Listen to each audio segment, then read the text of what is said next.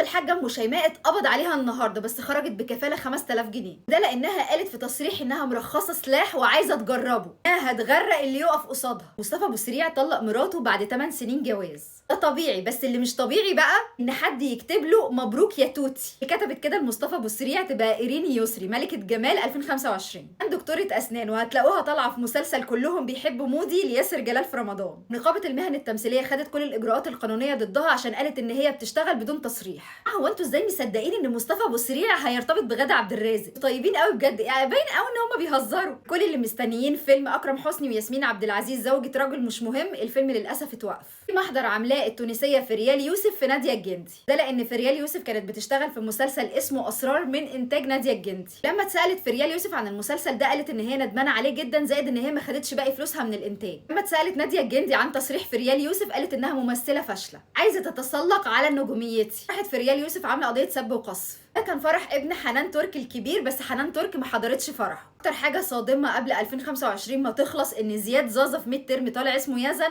والحاجه دي طلعت اسمها كارما. ملعب ولع. العوضي طالع مع صاحبه السعاده وربنا يستر بقى. ريهام حجاج بتسال سؤال مهم قوي، بتقول هي السوشيال ميديا هي اللي عملت كده في الناس ولا الناس هي اللي عملت كده في السوشيال ميديا؟